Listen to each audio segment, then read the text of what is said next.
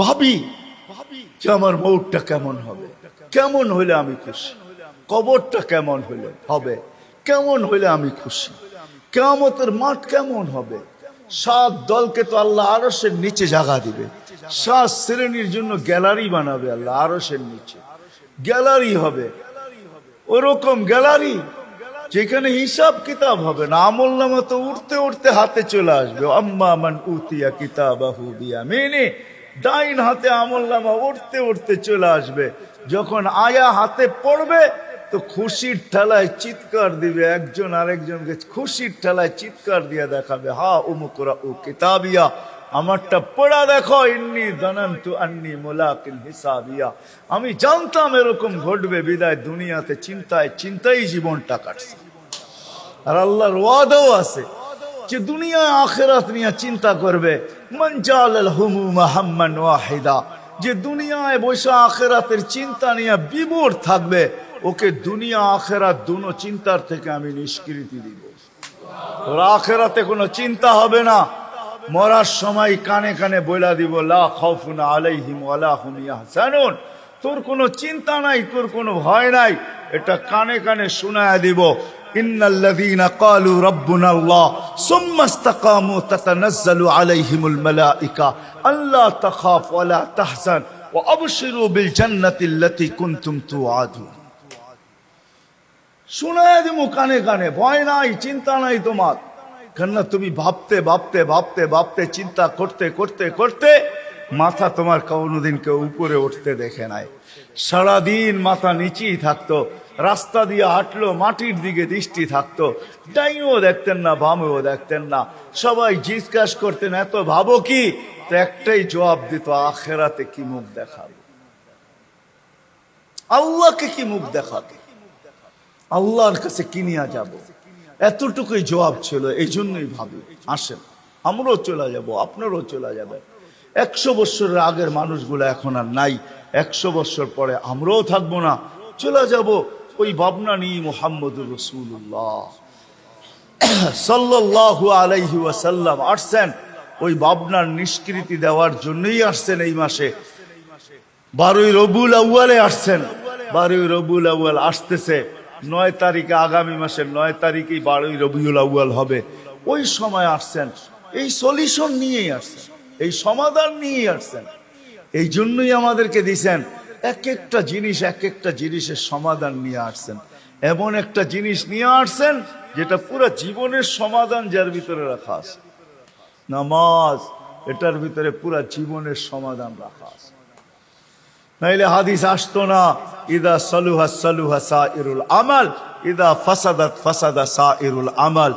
নামাজ ঠিক তো সারা জীবন ঠিক, নামাজ ওকে সারা জীবন ওকে, নামাজ কমপ্লিট, পুরা জীবন কমপ্লিট। সব কিছু সমাধান নামাজের ভিতরে নিয়ে আসছেন, আল্লাহর কাছ থেকে চায়া নিয়ে আসছেন। এমন একটা দেন আমার উম্মতকে যেটার ভিতরে সবকিছু সমাধান হয়ে যায়। আমি তো বলি রাত্র একটা হইতে পারে, কিন্তু 83 বৎসরের সমাধান রয়ে গেছে।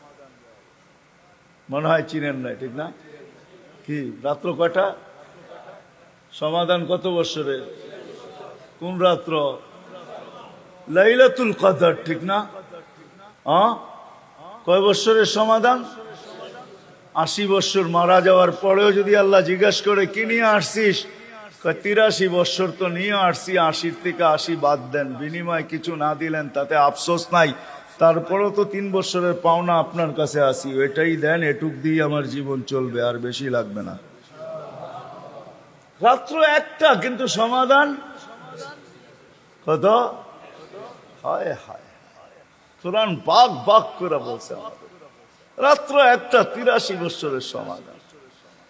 রাত্র 10টা, 10 83 বৎসরের সমাধান। ওয়ালায়ালিন আশ ওয়াল ফাজরি ওয়ালায়ালিন আশ, জিলহজের 10 রাত্র, 10টা 83 বৎসরের সমাধান। মাস হিসাবে আল্লাহ নিজে বলছেন 4 মাস, আরবাতুম মিনহা হুরুম, 4 মাস হারাম, ফালা তুযালিমু ফীহিন্না আনফুসাকুম।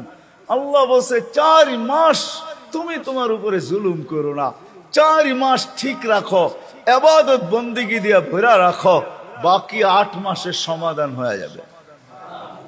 বাকি 8 মাসের সমাধান 4 মাসের ভিতরে, 1 রাত্রের ভিতরে 83 বছরের সমাধান, 10 রাত্রের ভিতরে 10-83 সমাধান, 1 মাসের ভিতরে 70 মাসের সমাধান। রমজান কয় মাস? সব জিনিস কয় গুণ বাড়ে? তাহলে 1 মাসে তো 70 মাস, ঠিক না? 1 মাস সমাধান কয় মাসের? বৎসর কয় দিনে হয়? মিয়া কয় মাসে হয় বৎসর? 12 মাসে, ঠিক না? সমাধান আছে কয় মাসের? 1 মাসের ভিতরে সমাধান আছে কয় মাসের? 70 মাসের সমাধান। বৎসর হয় 12 মাসে। আর কি সহজ চাবেন? পুরা জীবনের সমাধান নামাজের ভিতরে, পুরা জীবনের সমাধান ভাবনার ভিতরে। কসম খোদা, একটু ভাবা 60-70 বছরের বন্দেগীর চেয়ে বেশি। এই জন্য যদি কথা বুঝে আইসা থাকে, আসেন। এটার জন্য রাস্তা খোলা আছে, 3টা রাস্তা আছে। 3 রাস্তার যে কোনো রাস্তায় নিজেকে নিজে আবদ্ধ করি। 3 জায়গার যে কোনো জায়গায় নিজের নামটা লেখাই। এক রাস্তা হলো হক্কানি আলেমদের কাছে যাওয়া, আলেমদের পিছে চলা। হক্কানি আলেমদের পিছে চলা। দ্বিতীয় রাস্তা হলো হক্কানি আল্লাহওয়ালাদের পিছে চলা। তৃতীয় রাস্তা হলো দাওয়াত ও তাবলীগের ভিতরে চলা। 3টা রাস্তা। 3 জায়গার যে কোনো এক জায়গায় নাম লেখান। আমি বলবো না তাবলীগওয়ালা হিসাবে আপনি তাবলীগই যান, না। আপনার যেখানে সুবিধা হয় ওইখানে যান। হক্কানি আলেমদের কাছে নাম লেখান যে হুজুর আপনার সাথে চলবো, আপনার থেকে শিখবো। ওনার কাছ থেকে শিখেন, ওনার সাথে চলেন, ওনার সাথে ওঠেন, ওনার সাথে বসেন, ওনার সাথে ভালোবাসা রাখেন, মহব্বত রাখেন, খান খাওয়ান, আলেমদের সাথে থাকেন। কিয়ামতের দিন দেখবেন আমার কথার প্রতিফলন কি ঘটে। ইনশাআল্লাহ আল্লাহ কিয়ামতের দিন আলেমদেরকে সুপারিশের অধিকার দিবে, আর ওই দিন ইনশাআল্লাহ আপনার নামটাও ওই লিস্টিতে থাকবে। আর হক্কানি আল্লাহওয়ালাদের কাছে যান, এদের কাছে যান, সময় দেন, এদের হাতে হাত দেন, এদের কথা মেনে চলেন। ইনশাআল্লাহ হক্কানি আল্লাহওয়ালাদের লিস্টিতে আপনার নাম থাকলে কিয়ামতের দিন ইনশাআল্লাহ পার হয়ে যাবে। আর তৃতীয় হলো মেরে দোস্ত, 3টাই কিন্তু এক কাতারে। আবার মনে করেন না যে 3টা 3 নম্বরে, এটা 3 নম্বরে চলে গেছে, না। 3টা এক কাতারের জিনিসই। দাওয়াত ও তাবলীগে নাম লেখান। প্রতি মাসে পারেন না, মাঝে মাঝে হইলেও 3 দিন লাগান। 3 দিন থাকবে না, যেদিন দিবে ওদিন দেখবেন যে কি দিবে। হাজারো কাহিনী দুনিয়াতে আছে যেটি খোয়াব বলা যায় না। বলতে গেলে অনেকে প্রশ্ন করবে, খোয়াব তো দলিল না। দলিল না বটে, কিন্তু অনেক সময় নেককারদের খোয়াবও নেকি হয়, বদ হয় না। কি হয়? নেকি হয়। আল্লাহওয়ালা দেখায়, আল্লাহ দেখায় মাঝে মাঝে। বহুত মানুষ খোয়াবে দেখছে গাঠির বড় ওজন আছে, গাঠির বড় এই 3 দিনের বড় ওজন হবে। ওজন 3 দিনের, দুনিয়ার 3 দিন আখেরাতের কি 1000 বৎসরের সমান হবে। আল্লাহ রসুল বলছে। জাফর ইবনে আবু তালেব রাদিয়াল্লাহু, আরে আব্দুল্লাহ ইবনে রাওয়াহা আধা দিন দেরি করছেন। আল্লাহ রসুল বলছে, আব্দুল্লাহ আধা দিন না, 500 বৎসর তুমি পিছে পড়া গেলে তোমার 2 সাথী তোমার 500 বৎসর আগে জান্নাতে ঢুকবে। এখনো 2 জনের কবরটা একসাথে আমি চোখে দেখে আসছি। যায়েদ ইবনে হারেসা, আব্দুল্লাহ ইবনে রাওয়াহা। যায়েদ ইবনে হারেসা, জাফর ইবনে আবু তালেব, 2 জনের কবর এরকম একসাথে লাগানো। আর আব্দুল্লাহ ইবনে রাওয়াহার কবর 2 জনের থেকে দূরে, গ্রামের ওই মাথায় একা পড়ে আছে। ওইখানে যাওয়ার পরে আমার মন বলে আল্লাহ রসুলের কথা সত্য। 2 জন একসাথে যাবে আর তুমি একা যাবে 500 বৎসর পরে। আল্লাহ বলে কবরটাও এই জন্য পৃথক বানায় দিলাম। দুইজনের আধা দিনের দূরত্বে, আধা দিন। যুক্তিও দিছিলেন, ইয়া রাসূলুল্লাহ আধা দিন গেলে কি হবে, আমি কয়েক ঘন্টায় ধরে ফেলবো। আমার কাছে আরবের সবচেয়ে দ্রুতগামী ঘোড়া আছে যে ঘন্টায় 70 কিলোমিটার বেগে চলে, আমি এদেরকে ধরে ফেলবো। আল্লাহ রসুল বলছে, দুনিয়ার হিসাব করো, হিসাব আখেরাতের হয়ে গেছে উপরে, তুমি 500 বৎসর পরে যাবে। 3 দিন থাকবে না, 3000 বৎসর হয়ে দাঁড়াইতেও পারে। এই জন্য আসেন প্রথমে ভাবি, আর দ্বিতীয় নিজেদেরকে যুক্ত করি। আর সবচেয়ে বড় জিনিস যেটা, মেরে দোস্ত, 5 ওয়াক্ত নামাজ কোনো অবস্থায় না ছাড়ে। ছাড়বেন? কে কে মসজিদে বয়ে ওয়াদা করতে পারেন যে নামাজ আর ছাড়বো না? পাক্কা ওয়াদা?